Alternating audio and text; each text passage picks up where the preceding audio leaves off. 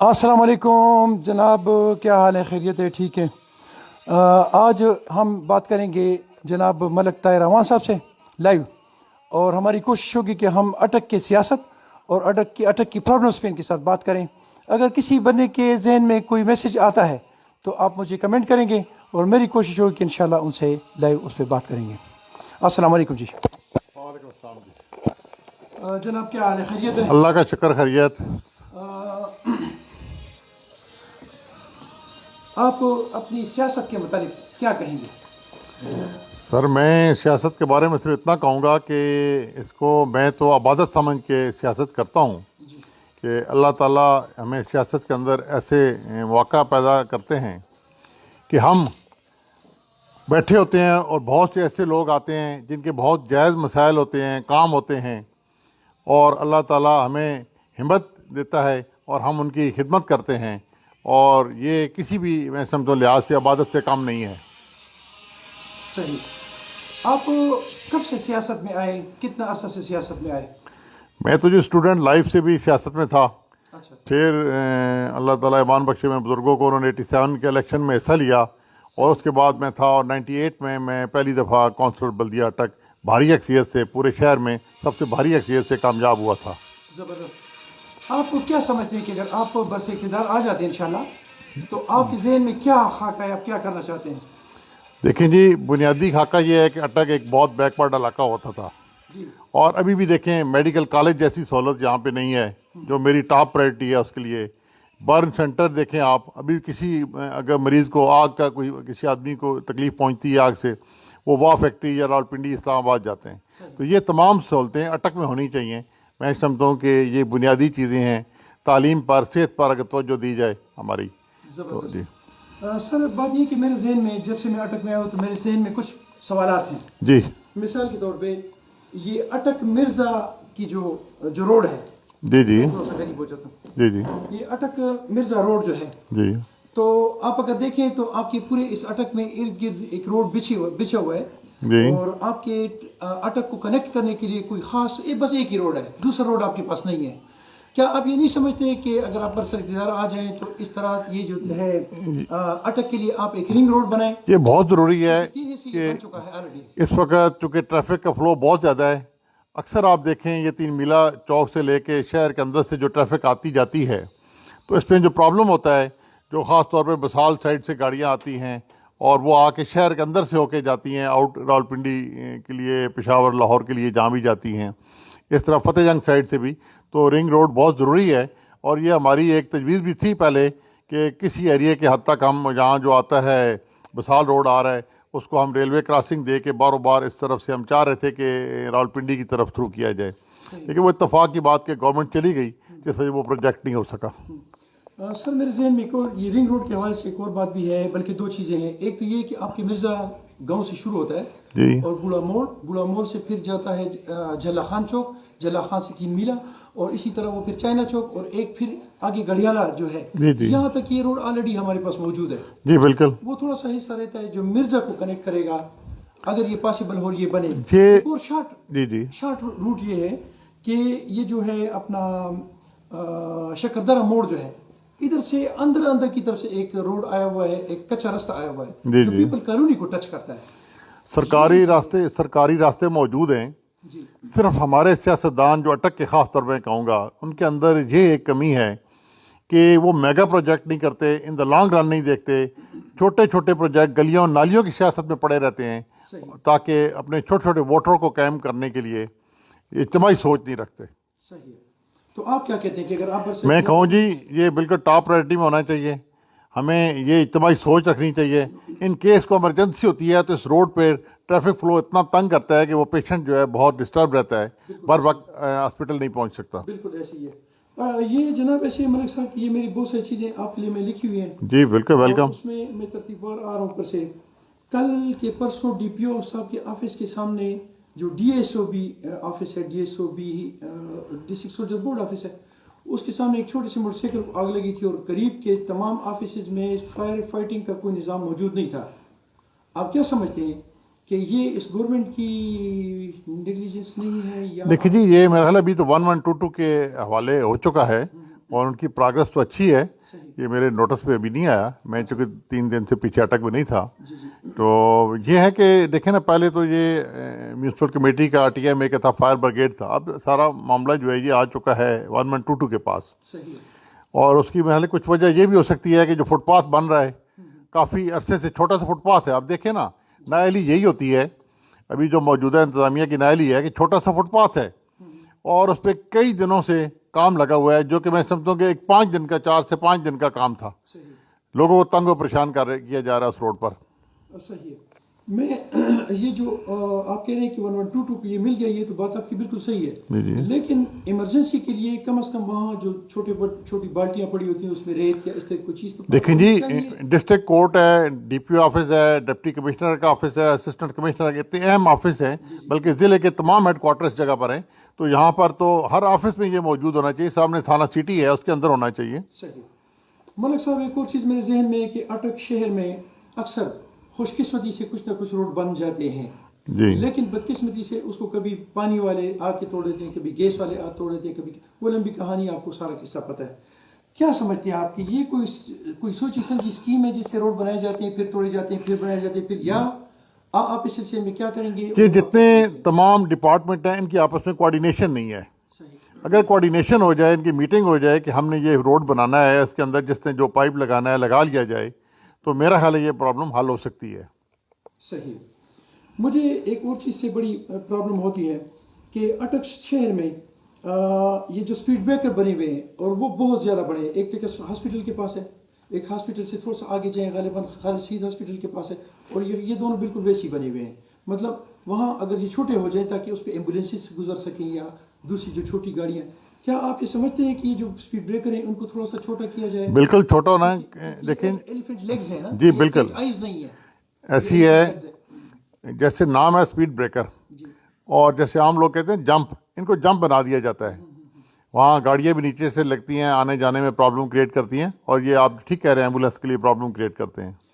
یہ جو اٹک بسال روڈ ہے جی, اس پہ ملٹری فارم کے بالکل کونے میں یہ جو جگہ ہے جدھر وہ ریلوے کا وہ بنا ہوا ہے, جی آپ نہیں سمجھتے کہ اس پہ ایک اوور ہیڈ برج ہونا چاہیے تھا؟ کیونکہ یہاں جو ہے گھنٹوں یہ بہت پہلے ہم نے لکھا بھی تھا جی, ریلوے کو بھی لکھا تھا, گورنمنٹ کو جب میاں نواز شریف صاحب کی گورنمنٹ تھی تو ان کو بھی لکھا تھا, اور اس کا کچھ اسٹیمیٹ بنا بھی تھا. جب اس کو چوڑا کیا گیا تھا تو اس وقت کوئی اسٹیمیٹ بنانے کی کوشش کی گئی تھی, اور یہ بہت ضروری ہے اٹک کے لیے. زبردست ہو گیا.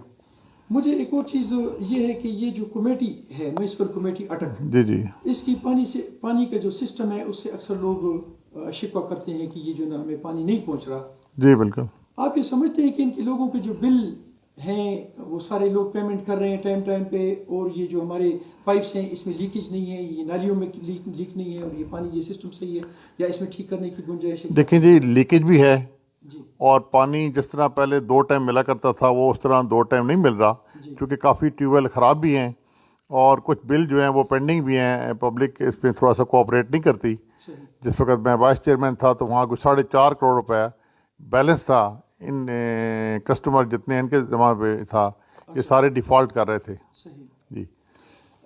یہ ایک اور چیز میرے ذہن میں ہے کہ میں اکثر اٹک میں جب پھرتا رہتا ہوں تو میں دیکھتا ہوں کہ اٹک میں ٹریفک پولیس کی بہت زیادہ کمی ہے, اور چوکوں میں اکثر آپ دیکھیں کہ 2-3 جگہوں پہ یہ ڈپیوٹ ہے, اور باقی کہیں بھی آپ کو یہ نظر نہیں آئیں گے. کیا آپ یہ سمجھتے ہیں کہ ادھر پولیس کی کمی اور ادھر پولیس ہونی چاہیے؟ دیکھیں جی, پولیس پہ کوئی کام کیا یا ذہن میں؟ بالکل ہوا جی. جب ہم ادھر میونسپل کمیٹی میں تھے تو ہم نے ادھر DSP ٹریفک سے میٹنگ کی تھی, اور یہ اللہ کا شکر ہے کہ ابھی کچھ نظر تو آ رہے ہیں.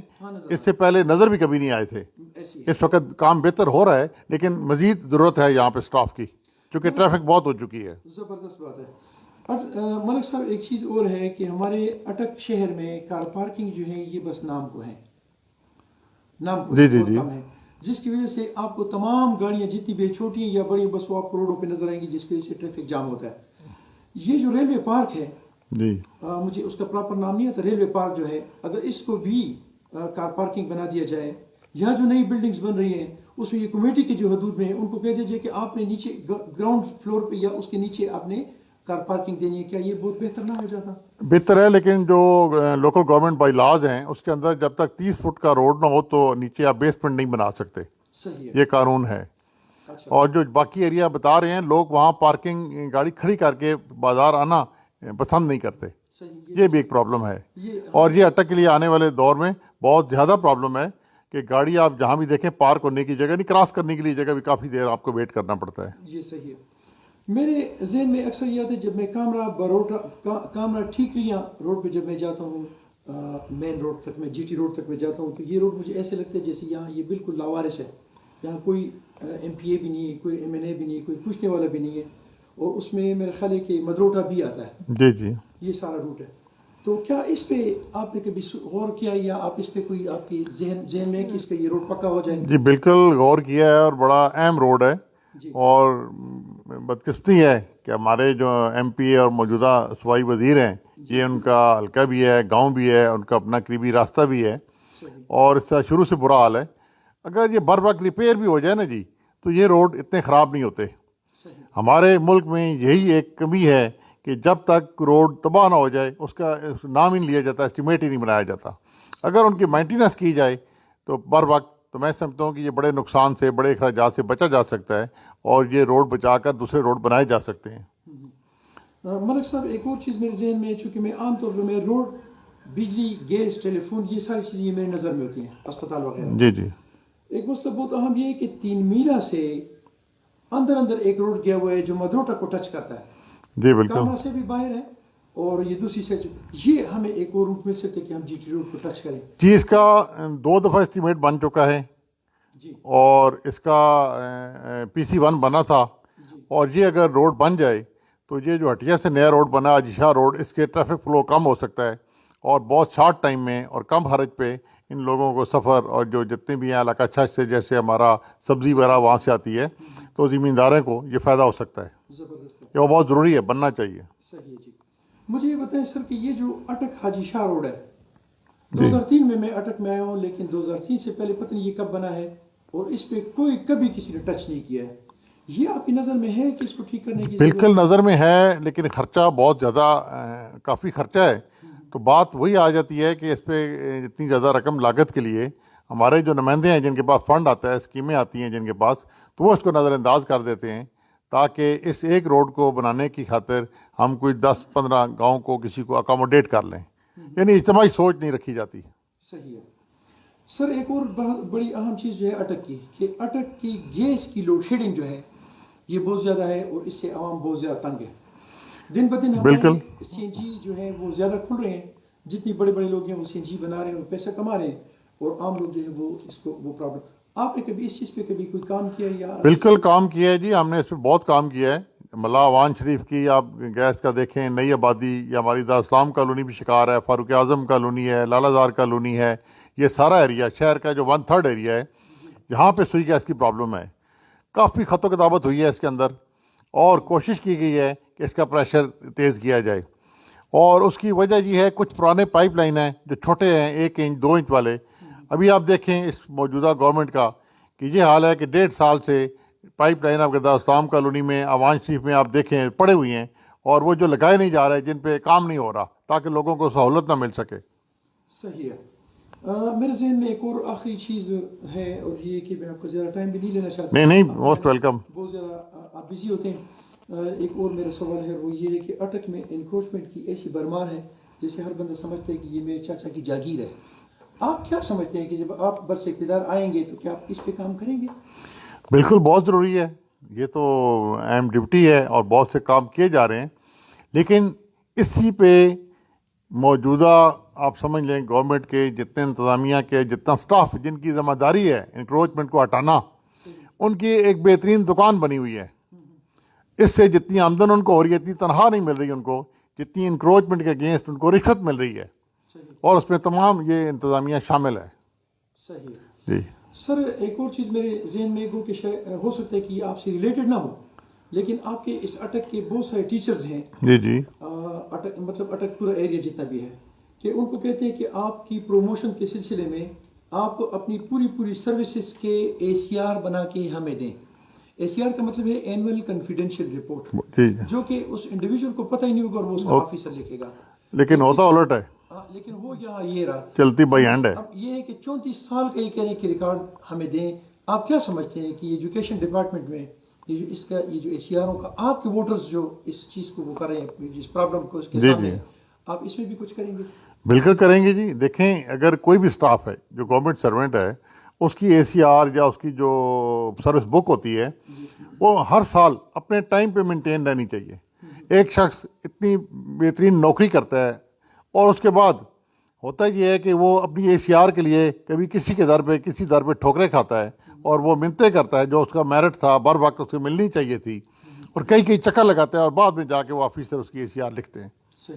تو بر وقت لکھی جائے تو اس سے میں سمجھتا ہوں کہ میرٹ برقرار رہے گا اور یہ تکلیف نہیں ہوگی. اور جو بھی ٹیچر ہو یا کوئی بھی سرکاری ملازم ہو تو میں سمجھتا ہوں کہ اسے بر وقت مینٹین رہنے سے اس کی سروس بہتری کی طرف جا سکتی ہے. صحیح ہے سر. ایک لاسٹ میں ایک سوال میرا جی وہ ہے وہ یہ کہ عام طور پہ رولز ریگولیشن کا آرمی کے لیے یہ کیا یہ سویلین کے لیے یہ ہے سول جو سروینٹس ہیں کہ ان کا جو ہے 3 سال کے بعد اب ایک بندہ آ گیا تو اسے 3 سال سروس کرنی ہے پھر اس کے بعد اس کا ٹرن اوور پورا ہو گیا پھر دوسرا آ گیا پھر تیسرا آ گیا. ایجوکیشن ڈپارٹمنٹ میں الٹ ہے اور یہ زیادہ تر آپ کے ووٹرز ہیں اس ایریا کے کہ جو بندہ بھرتی ہو گیا ایک اسکول میں اس کا اپروچ ہوگا تو اس نے 30 سال سروس اسی اسکول میں کر لیے جبکہ میری طرح جو ان پڑھ اور جو پیچھے ہوگا تھوڑا تو وہ دھکے کھاتا ہے تو ساری زندگی. دیکھیں جی اگر تو کوئی صحیح پڑھا رہا ہے اس علاقے کے طالب علم مطمئن ہیں پھر تو ٹھیک ہے. جن کی کمپلینٹ ہوتی ہے آتے کم ہیں پڑھاتے کم ہیں تو بالکل ان کی پوسٹنگ ہونی چاہیے. چیک اینڈ بیلنس ہونا چاہیے. اس پہ پیرنٹس کی بھی ذمہ داری ہے کہ وہ اپنے بچوں پر اسکول کالج پر نظر رکھیں اور خصوصاً سیاستدانوں کو چونکہ ان کو ہر بات کا پتہ ہوتا ہے اس کے میرے علم میں بات ہو اور میں خاموش رہوں تو یہ بھی میں سمجھوں کہ ایک جرم ہے. بالکل اس پہ ایکشن ہونا چاہیے اور بالکل میرٹ پہ ہونا چاہیے. شکریہ جناب. میرے تمام سوالات کے آپ نے بڑے خوبصورت اچھی جواب دیے. اللہ کرے میری دعا ہے کہ آپ برس اقتدار ہیں. آمین. اسی لسٹ کے ساتھ میں ایک دفعہ پھر آپ کے سامنے حاضر ہوں گا. جی بالکل. آپ اگر کوئی بات ہے تو آپ کو میرے دل میں میاں صاحب بات ایک ہے کہ آج کل آپ نے سنا ہوگا کہ ایک ہمارا جامعہ مسجد برکتی جو اٹک شہر کی ہے اس کی زمین پہ کچھ لوگوں نے ایک میجر کیسر عباس ہیں مدثر عباس ہیں انہوں نے زمین وہاں ان کے والد کے مل کے تو فروخت کر دی ہے اور جس کے لیے میں نے آواز اٹھایا سب کچھ کیا.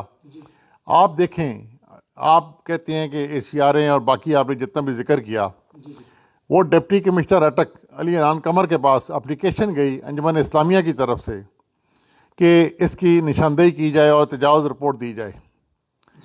31 دسمبر کو اپلیکیشن گئی 2 جنوری کو نشاندہی ہوئی کل تک رپورٹ نہیں بنی.